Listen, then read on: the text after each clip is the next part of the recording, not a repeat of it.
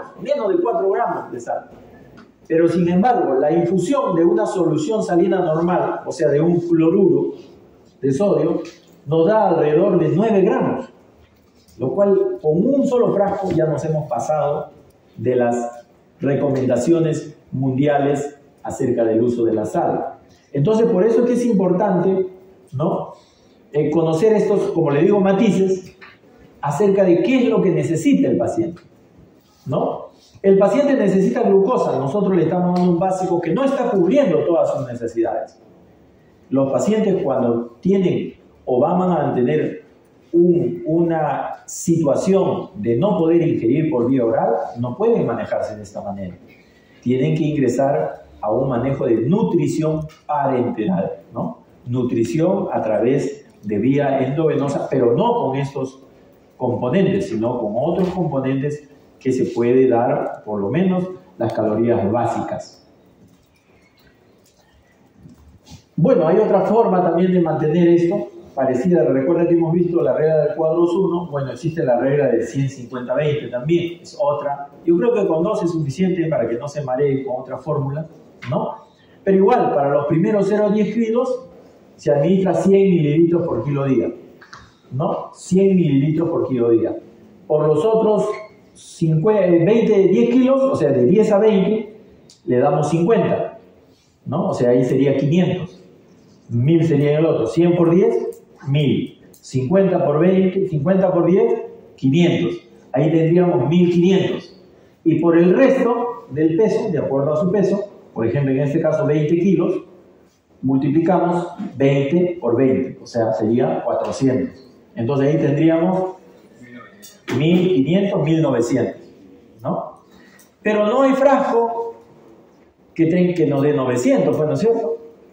Los frascos vienen en litros, o sea, no, denme un frasco de 900, no va a pedir usted, o de 700, ¿no? Le dan un frasco de 1 litro. Usted tiene que pedir lo que más se redondea a lo que usted necesita, ¿no? En este caso, por ejemplo, 2 litros. Ya lo vamos a ver con algunos ejemplos. Aquí vienen algunas presentaciones que deben considerar y la revisan con mayor detalle en vuestra casa, ¿no? Donde están algunas cosas del requerimiento de agua, por ejemplo, que ya establecimos, pero que en promedio general está entre 30 a 50 centímetros por kilo por día, si usted lo quiere en cantidad en día, ¿no es cierto? Por kilo, ¿no? Es otra manera, ¿no es cierto? Alguna forma de cómo va a calcular usted, porque como usted no tiene el frasco le viene por litro, entonces usted tiene que calcular el goteo de acuerdo al volumen que usted ha calculado para el paciente. Si le ha calculado 1900, pues tendrá que poner ahí donde dice volumen total, dividir entre el número de horas por 3 y le dará la cantidad de goteo que va a necesitar para que el paciente sea infundido en esa cantidad de volumen. ¿Sí? Usted pidió 2 frascos, pero no le va a pasar los 2 frascos, sino le va a pasar solo 1700.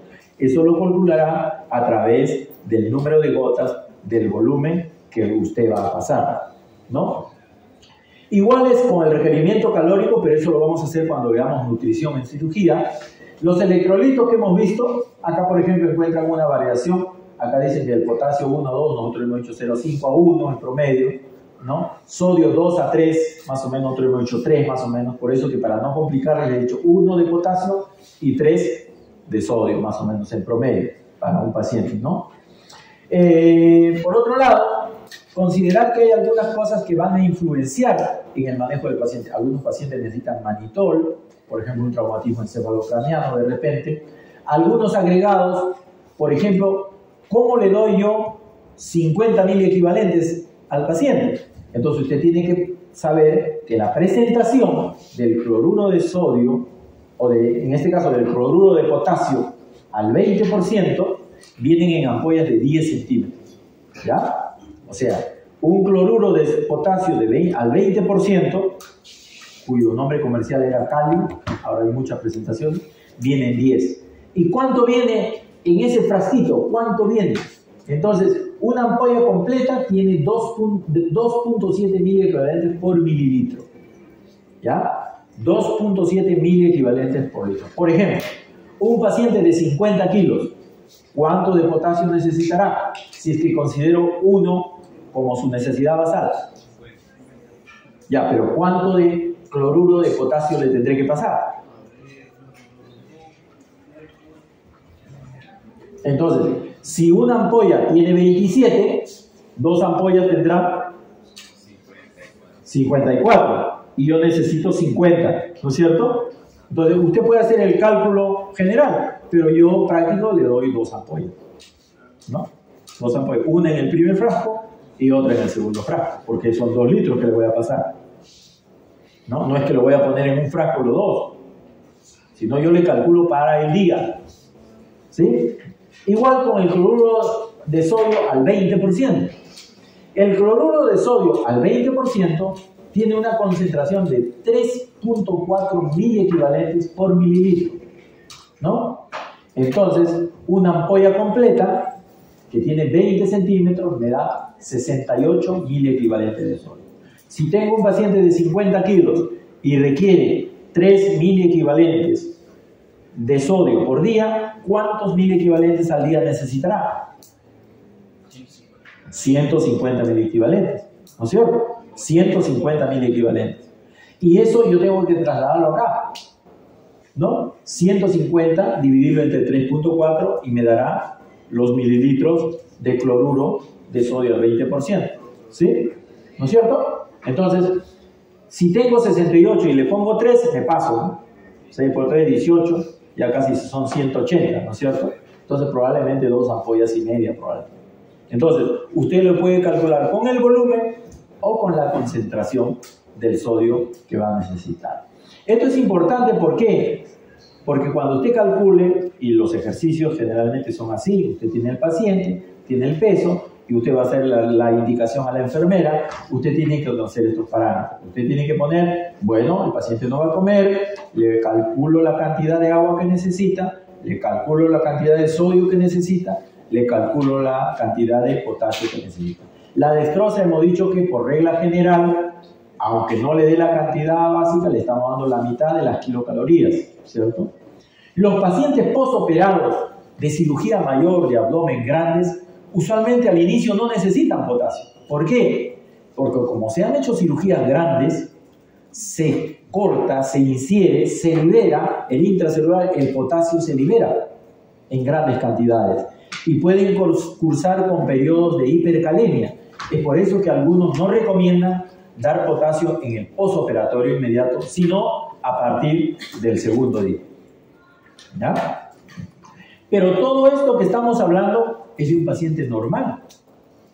Es un paciente que se ha operado y, entre comillas, se está yendo bien. Pero ¿qué pasa si el paciente está vomitando? ¿Qué pasa si el paciente está distendido y tiene una obstrucción, un hilio? Y usted le sigue dando 2 litros. Usted tiene que recalcular el volumen en el paciente para que su postoperatorio sea adecuado. De repente está vomitando el paciente, va a necesitar más electrolitos, porque si usted le está dando solo el básico y él no está ingiriendo, no está recuperando la cantidad de electrolitos. Si usted le da solamente el agua basal y no ha considerado que el paciente tiene fiebre, no ha considerado que el paciente de repente, como hemos dicho, está distendido y hay un tercer espacio de 1 o 2 litros dentro de la cavidad abdominal, usted no está dándole el agua adecuada.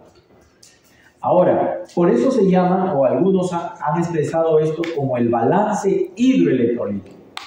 ¿Por qué se llama balance? Porque usted va a hacer un balance del periodo que pasó con el nuevo periodo que va a iniciar. Y como todo balance, los balances pueden ser positivos o pueden ser negativos. De repente usted el día anterior le dio demasiada agua o de repente se quedó corto de agua. Entonces, en el siguiente día tendrá que recuperarla. No se compliquen, ahora lo vamos a ver. Algunas otras presentaciones que hay, ya lo dijimos, la dextrosa, que es la más conocida. Hay soluciones, albúmina, hemos dicho manitol, etcétera, que intervienen a veces en el manejo postoperatorio. Vamos a hacer un alto antes de entrar básicamente en algunos cambios que se pueden producir. Hemos dicho que todo esto ocurre en un paciente normal, entre comillas, postoperado normal, que no tiene mayores complicaciones. Pero ¿qué pasa en los pacientes que tienen trastornos del volumen? trastornos de la concentración o de la composición. Esto es importante, ¿por qué? Porque cuando hay movimientos en los medios internos, el organismo va a tratar de buscar la homeostasis. Si el paciente no tiene agua suficiente, usted va a ver que el paciente no orina mucho. Y el paciente va a presentar oliguria.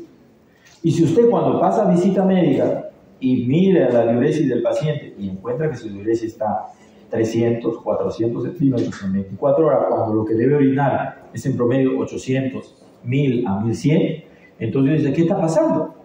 ¿Por qué está orinando menos? Lo primero que tiene que pensar es, porque ese paciente ha entrado con todo un estudio previo.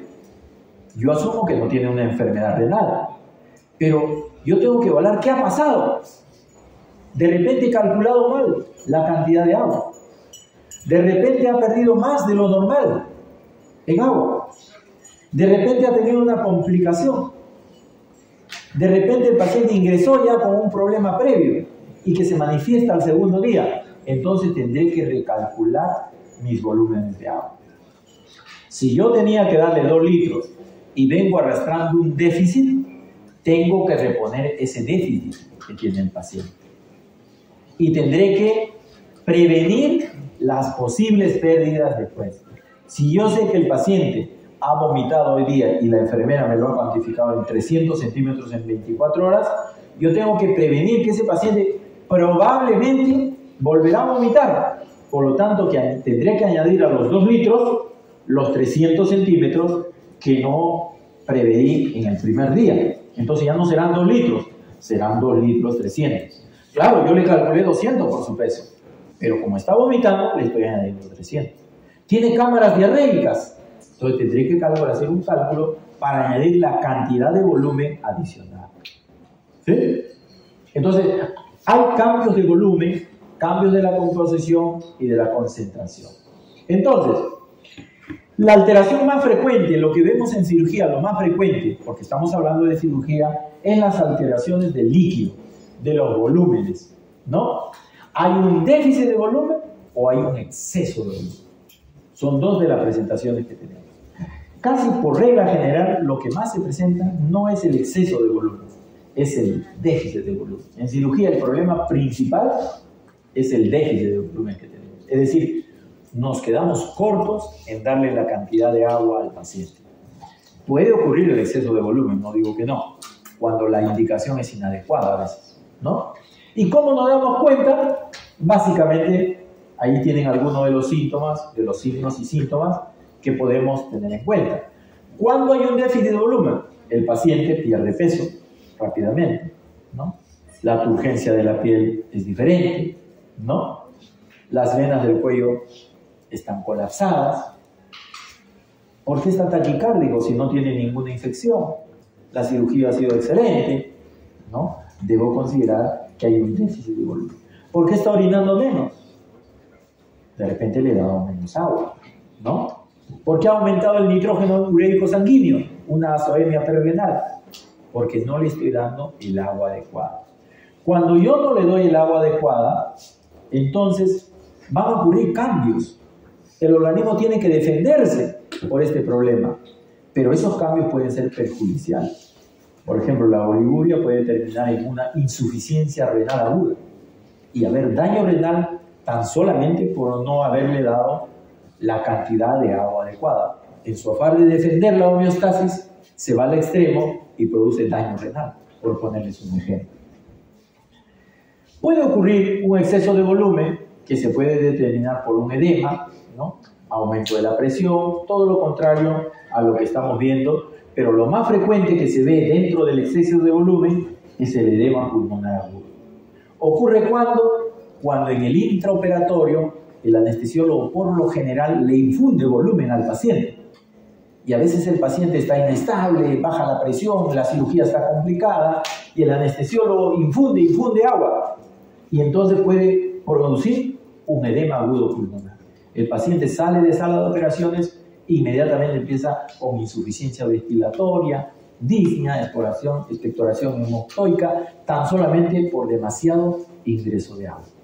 Es por eso que es importante el monitoreo del paciente. ¿Qué consideraciones hay que tener con respecto a estos trastornos del volumen? La composición de los líquidos corporales, ¿no? Tengo que saber que si el paciente vomita, entonces en el transcurso del intestino hay una composición de estos líquidos, ¿no? En el estómago más o menos son 1 a 2 litros. En el intestino se movilizan más o menos 2 a 3 litros, ¿no? El páncreas secreta 600 a 800 y más o menos de bilis 300 a 800, casi 1 litro de bilis se produce. Son líquidos que se producen normalmente en las secreciones intestinales. Cuando el paciente vomita, vomita todas estas secreciones. Está eliminando agua, es decir, está eliminando volumen, pero también está eliminando electrolitos, ¿no es cierto? Por ejemplo, por cada litro de vómitos altos, está eliminando entre 60 a 90 miliequivalentes por litro. Si el paciente vomitó medio litro, mínimo está eliminando 30 miliequivalentes de sodio. Y usted le está dando solamente 150. Y los 30 que te eliminaron con el vómito. Ese día, pero si usted lo tiene 3 días en NPO, 4 días en NPO, de repente se da cuenta y el paciente tiene una hiponatremia. Igual puede ser en el caso del potasio. Entonces, hay que considerar reponer esas pérdidas basado en la cantidad de electrolitos que tiene cada. Por ejemplo, hay pacientes cuyo vómito de repente es un vómito bilioso, verde, se caracteriza las características, por eso hay que monitorizar al paciente. Cuando el vómito es bilioso, quiere decir que está perdiendo parte de la bilis, ¿no es cierto? Y entonces igual está perdiendo una mayor cantidad de sodio, porque la concentración del sodio en la bilis no es igual que el estómago. Mientras acá está perdiendo 60, 90, acá está perdiendo 135.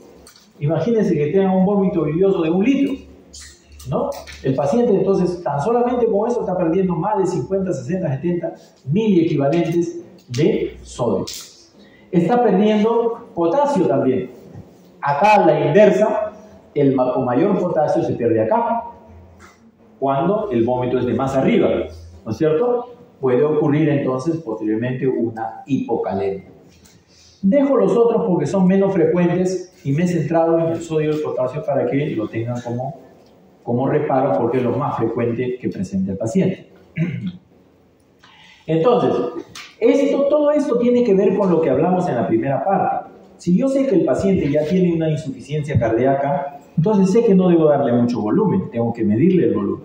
Si yo sé que el paciente tiene una insuficiencia renal, tengo que controlar adecuadamente la cantidad de volumen que le paso al paciente. ¿Por qué? Porque esa agua que yo le dé al paciente o esos electrolitos se van a distribuir en el organismo y nos van a permitir que el paciente entre en una homeostasis adecuada. Pero si yo no le doy lo que necesita el paciente, puede ser que el paciente me presente complicaciones. Y de ahí yo me estoy preguntando, ¿pero por qué está distendido el paciente?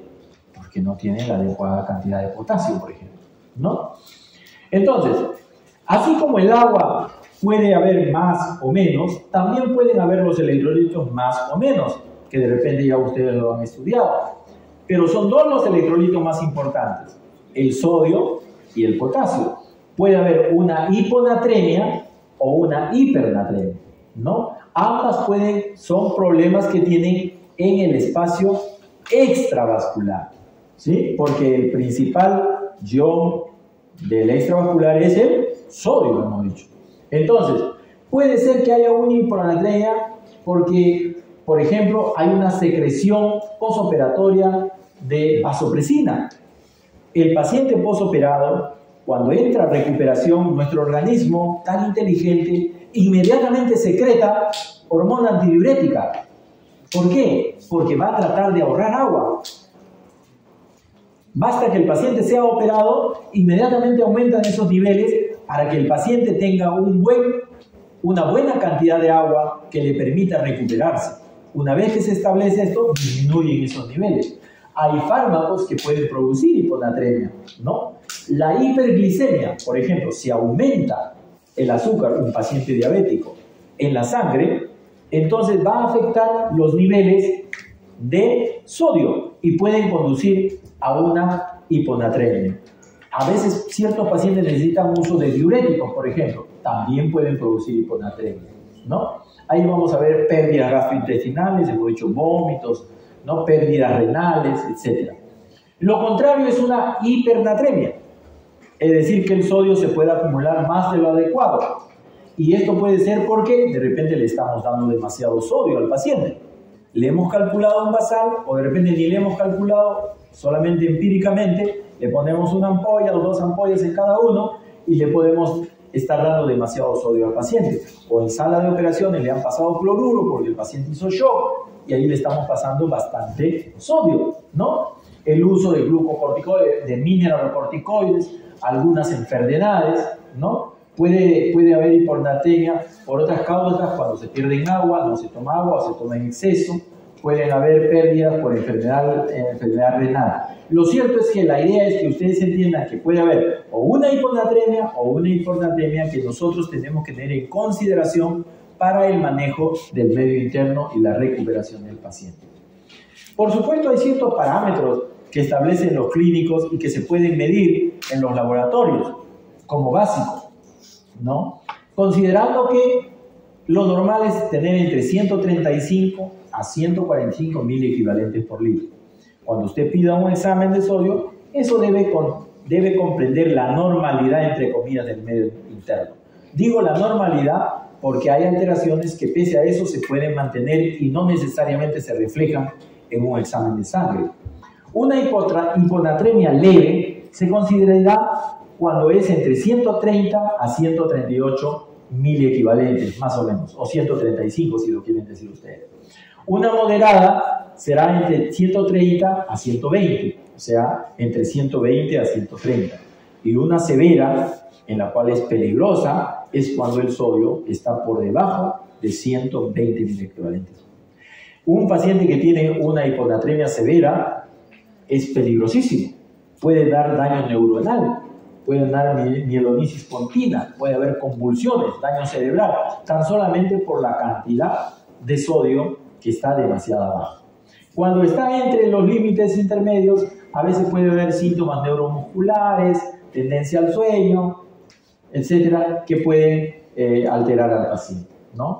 ¿Cuál es el manejo? Generalmente, acá hay algunas consideraciones, ¿no? Se debe manejar 12 miliequivalentes por litro por día cuando el paciente está en una hiponatremia, porque si usted lo pasa muy rápido, entonces también puede haber daño cerebral, porque se movilizan, ¿no? Ustedes saben que si hay un aumento o una baja del sodio, el agua se va a movilizar y puede producir hasta edema cerebral, ¿no?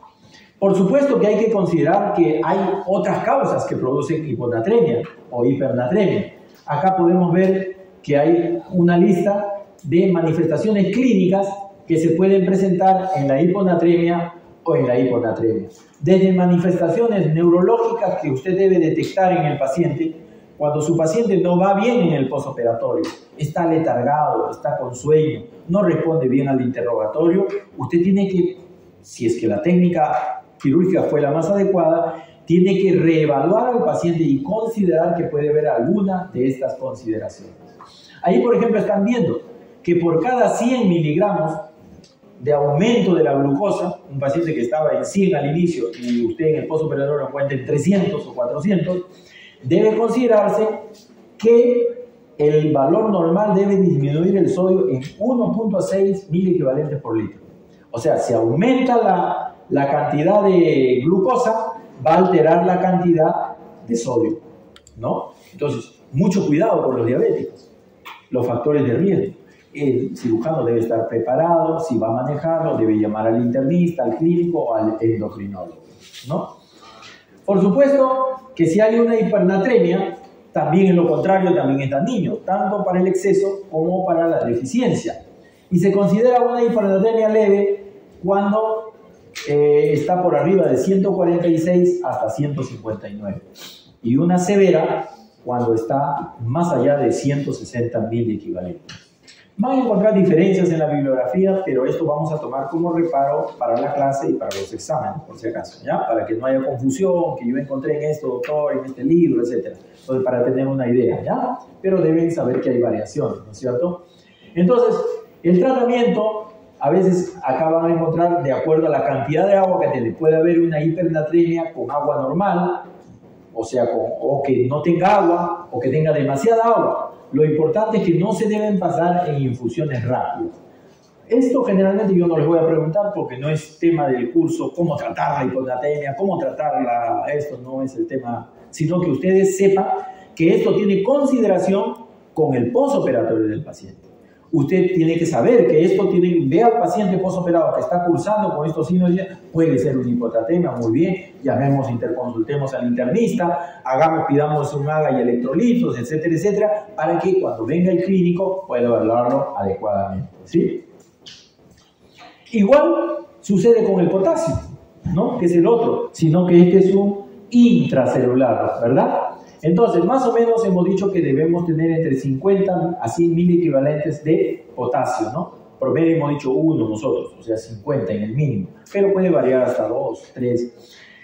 Estos límites pueden variar, por supuesto, si hay alteraciones, y ustedes pueden ver qué causas puede haber para que el potasio o aumente o para que el potasio baje. Ya lo acabamos de decir algunos, ¿no? Siempre, por ejemplo, cuando el paciente vomita, pero hay enfermedades que pueden dar problemas, fármacos que pueden dar problemas, las transfusiones sanguíneas, pacientes que están con politraumatizados que necesitan infundirle 10, 12 unidades de sangre y no nos hemos dado cuenta que a la vez le estamos dando potasio y cuando nos damos cuenta el paciente está en una hiperpotasemia. Entonces, considerar que la transfusión sanguínea aumenta el potasio en la sangre, ¿no es cierto? O en la hipopotasemia, por ejemplo, cuando el paciente tiene una diarrea, cuando el paciente está perdiendo de esa manera o le estamos aspirando, el paciente sale de sala de operaciones con una sonda nasogástrica. La sonda nasogástrica elimina la secreción y está eliminando potasio. Y de repente el paciente empieza a presentar ilia, ¿no es cierto? Hay, por supuesto, elementos que nos pueden determinar. Usted rápidamente se da cuenta y dice, este paciente tiene una hipopotasemia, entonces una hiperpotasemia que es peligrosa, entonces inmediatamente puede estar pidiendo un electrocardiograma. Porque el electrocardiograma parece ser mentira, ¿no? Pero un cambio temprano se ve en las ondas T que son elevadas. Las ondas T acuminadas según el electrocardiograma indican que posiblemente el paciente está cursando con una hiperpotasemia. Y esto es importante porque a veces no está reflejado en la medición sérica del potasio, sino en el electrocardiograma. Entonces usted puede ir pidiendo un electrocardiograma mientras va pidiendo la evaluación del médico clínico para su paciente, ¿no? Característica principal que deben saber de una hiperpotasemia en un electrocardiograma, las ondas T acuminadas, ¿no? El QRS también se ensancha, ¿no es cierto? La onda T es aplanada, la onda T se aplana, ¿no? Usted puede tener una idea de que ese paciente está teniendo algún problema con hiperpotasemia. Una arritmia que no presentaba el paciente y usted empieza a detectar en el pulso una irregularidad, puede estar pensando que el paciente está cursando con una hiperpotasemia, hay que solicitar un electrocardiograma, hay que solicitar que venga el clínico, el cardiólogo, para hacerle una evaluación. ¿Sí? Entonces, por supuesto, acá están viendo cómo se incrementan los valores séricos, sea en el aparato gastrointestinal, cardiovascular, renal, ¿no? Cómo el potasio puede alterar, ¿no? Puede dar náuseas, vómitos, cólicos, diarreas, ¿no? Como cuando disminuye el potasio, cuando está en menores concentraciones, puede dar ilio. Se paraliza el intestino, no avanza, el paciente no mejora, ¿no? Disminución de los reflejos, e incluso si es por supuesto, un daño severo, una hipocalemia severa, puede llegar hasta el paro cardíaco, ¿no es cierto? También intervienen otros elementos como el magnesio, el calcio, que lo pueden revisar aparte porque, como les he dicho, vamos a enfocarnos en estos dos. Por supuesto, si hay un aumento demasiado del potasio, hay elementos que se pueden usar para poder manejar. Dentro de ellos está el cayexelate, aristamán, la glucosa al 50%, el uso de bicarbonato, son tratamientos que usan los clínicos para manejar ya la patología en sí de la hipercalemia, ¿cierto? La hipopotasemia, en lo contrario, ya hemos dicho que puede dar connotaciones digestivas, ¿cierto? Pero también va a tener manifestaciones en el electrocardiograma, ¿sí? Entre ellos son la presencia de onda U, un aplanamiento de la onda T, ¿no? Y cambios en el segmento ST, a diferencia que en el otro era anterior, ¿verdad? Por supuesto, pueden presentar arritmias. Entonces, no puede a veces usted diferenciar adecuadamente una arritmia, pero sí puede pensar que puede haber un trastorno hidroelectrolítico del potasio y deberá pedir los niveles séricos de potasio si lo considere necesario. Entonces, si hay una hipopotasemia, habrá que infundir potasio. Estas son algunas fórmulas que usan los clínicos para manejar el potasio o la hipopotasemia. Por ejemplo, pasar más o menos en promedio 10 a 20 miliequivalentes por hora, pero nunca pasarse más de 40 y siempre con vigilancia electrocardiograma, porque puedo pasarme a la hiperpotasemia y en el electrocardiograma, ¿qué voy a encontrar? Las ondas T atenuadas, ¿no es cierto? Correcto, muy bien. Algo sobre el calcio, ¿no? Es un elemento en tercer lugar de los electrolitos que vemos en cirugía, ¿no? Es solo el 1%, porque la mayoría está ionizado, saben ustedes, ¿no? Está en otros elementos, ¿no? Pero está en relación a veces con la albúmina. Lo promedio es que tenga más de 8.5, ¿no? Cuando disminuye de 8.5, la hipocalcemia, probablemente estamos ante una hipocalcemia. Pacientes que tienen, nosotros vemos pacientes con pancreatitis aguda que pueden tener hipocalcemia. Es uno de los criterios que se maneja, por ejemplo, para el caso de la pancreatitis aguda, ¿no? O la hipercalcemia, cuando pasa de 10.5 miligramos por decilitro, ¿no? Trastornos, otros factores, otras enfermedades, desequilibrio ácido-básico pueden alterar las cantidades de calcio y pueden afectar la homeostasis del paciente. Hay diferentes sustancias que encuentran en el mercado y que les puse en el primer cuadro que les van a permitir de una u otra manera considerar cuánto de sodio y potasio le van a infundir al paciente. Para terminar esta clase vamos a hacer un resumen de lo que sería en la pizarra el balance de un paciente postoperado. No sé si se ve mejor acá o allá. Allá creo, ¿no? ¿Sí? Acá. Uy, entonces acá, ¿no? A ver, con el azul, la mitad acá y la mitad allá.